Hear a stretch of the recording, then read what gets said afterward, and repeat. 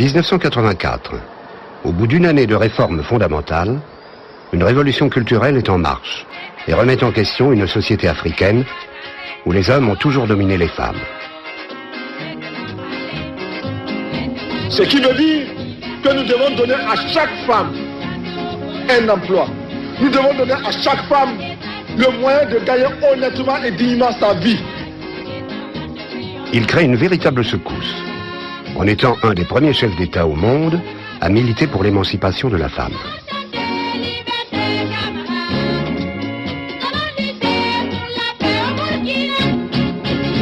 Je crois que c'est le premier chef d'État africain qui a donné des postes aux femmes autres que ministre de la condition féminine. Il avait nommé ministre du plan, ministre du budget, et des femmes extrêmement compétentes, il savait les trouver. À l'occasion de la journée de la femme, le 8 mars, où Thomas a dit que c'est la journée des femmes aujourd'hui, nous allons faire l'exception. Au lieu que c'est la femme qui va tous les jours faire le marché, aujourd'hui c'est leur journée, elles vont rester à la maison et les hommes iront faire le marché à leur place. On a vu les hommes au marché acheter des tomates, des condiments et tout ce qu'il fallait pour la cuisine du jour. Et c'était bien, c'était bien. Se marrer, bon.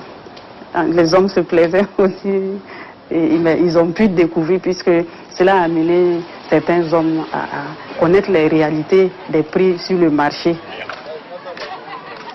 Les maris qui battent les femmes, les maris qui torturent les femmes, la patrie ou la mort.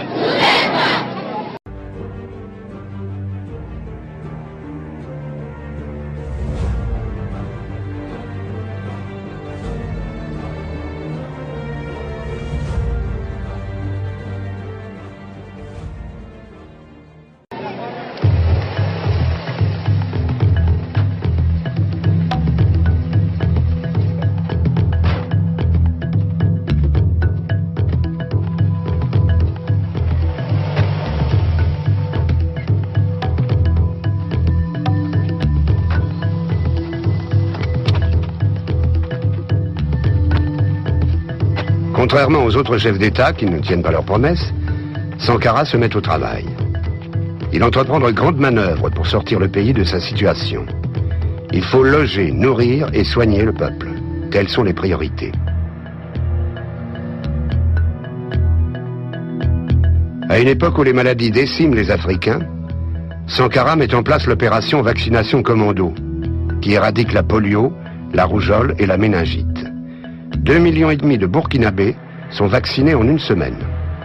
L'Organisation mondiale de la santé, peu habituée à une telle réussite sur le continent africain, félicite Thomas Sankara.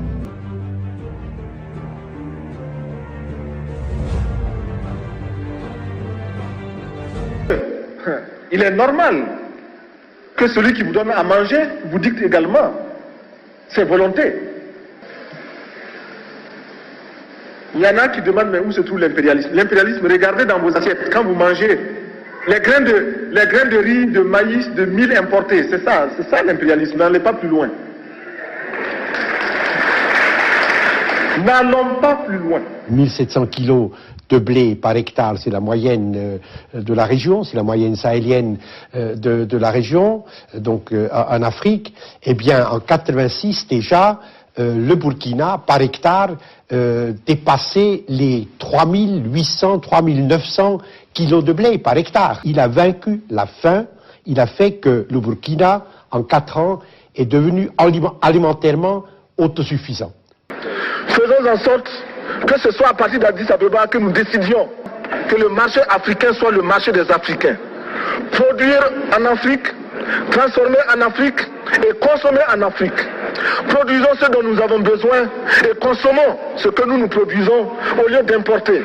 Le Burkina Faso est venu vous exposer ici la cotonnade produite au Burkina Faso, tissée au Burkina Faso, cousue au Burkina Faso pour habiller les Burkinabés. Ma délégation et moi-même, nous sommes habillés par nos tisserands, nos paysans. Il n'y a pas un seul fil qui vienne de l'Europe ou de l'Amérique. Je ne fais pas un défilé de mode, mais je voudrais simplement dire Mais je voudrais simplement dire que nous devons accepter de vivre africain. C'est la seule façon de vivre libre et de vivre digne.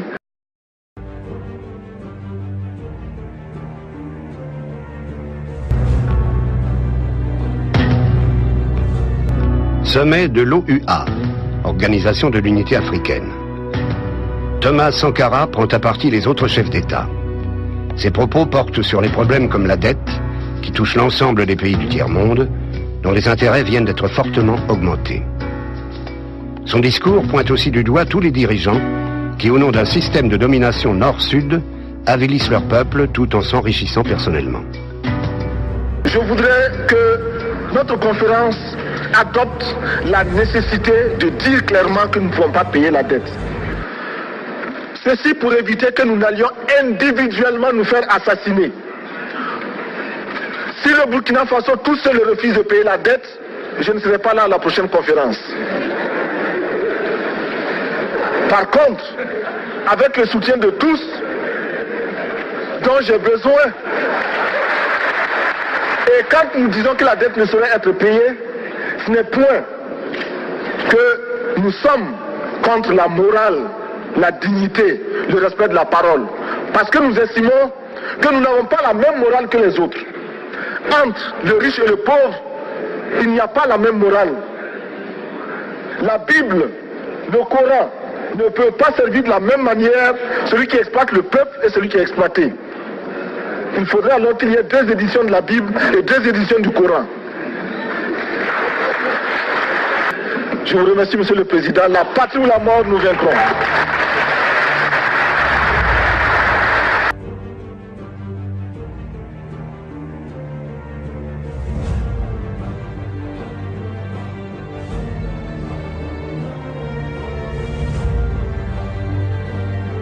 L'homme qui était chargé du lien, du contact avec le président Houphouët-Boigny, c'était Blaise Compaoré.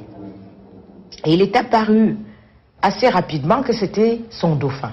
Il n'aimait pas du tout Sankara, qui était un homme incontrôlable, imprévisible, dans un pays où il y avait quand même, avec lequel ils avaient beaucoup de liens de subordination, certes, puisqu'ils considéraient que les Burkinabés, à l'époque les Voltaïques, étaient là pour travailler pour les Ivoiriens, mais raison de plus pour contrôler un peu la situation là-bas et avoir son homme à Ouaga. Et donc, il était clair qu'il avait désigné déjà Blaise, et c'est même lui qui lui a présenté son épouse actuelle. Et donc, Blaise lui doit beaucoup.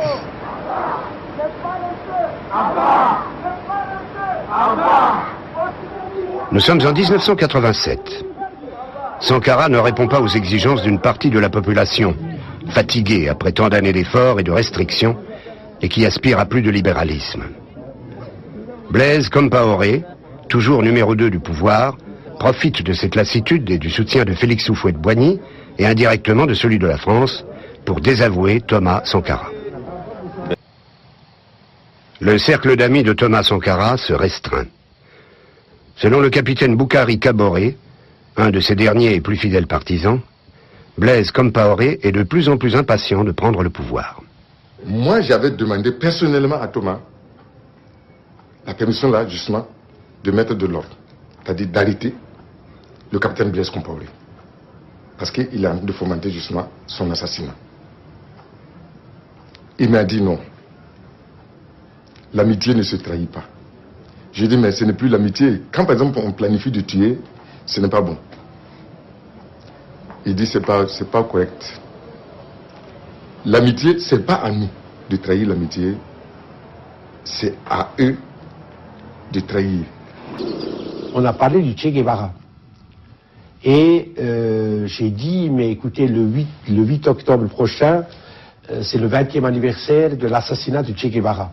Et presque toute la nuit, on discutait du Che et de la manifestation de souvenirs. Et tout à coup, ça je me souviens, comme si c'était hier, il me regardait, il me dit, il est mort à 39 ans. Est-ce que moi, comme le Che, est-ce que j'arriverai à 39 ans? Et puis, la conversation a repris. Une sorte de prémonition de la mort. Il n'est pas arrivé à 39 ans.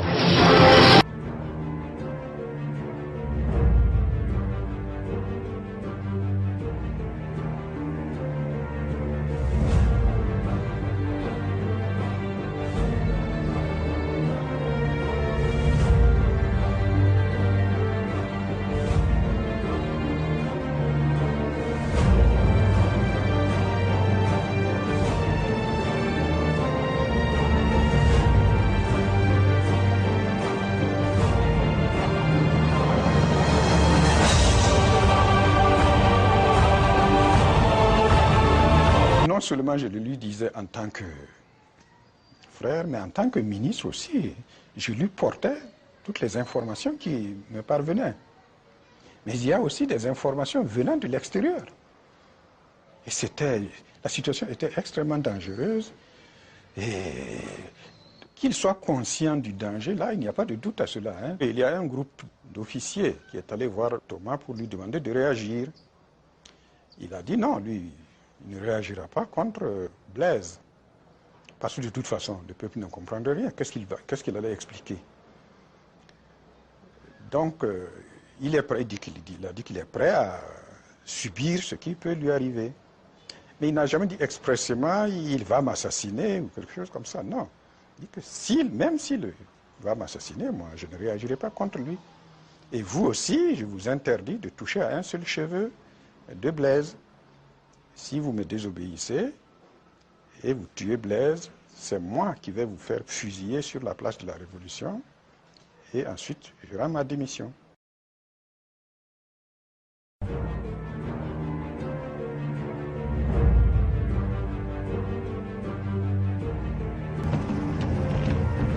Octobre 1987.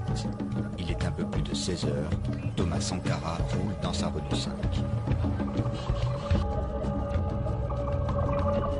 Thomas Sankara est nerveux mais pas inquiet. Il arrive au Conseil de l'Entente en survêtement car comme chaque jeudi, il vient de participer à la journée de sport de masse décidée par la Révolution. 13 de ses plus proches collaborateurs l'attendent dans la salle de réunion.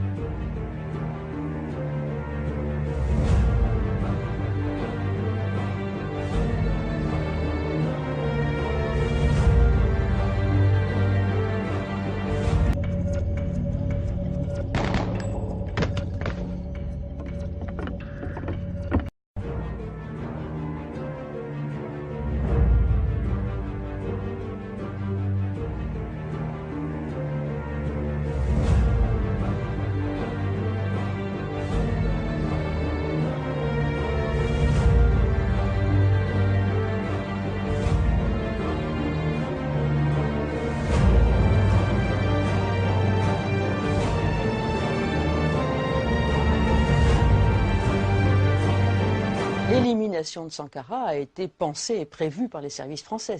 Pour nous, ça n'a fait aucun doute, puisque Sankara, sur plusieurs points, allait à l'encontre des intérêts de la France-Afrique. Focard, dans ses mémoires, ne dit à aucun moment, évidemment, j'ai donné l'ordre d'assassiner un tel. Ça va de soi. Mais tout ce qu'il montre par ailleurs montre qu'il tirait toutes les ficelles.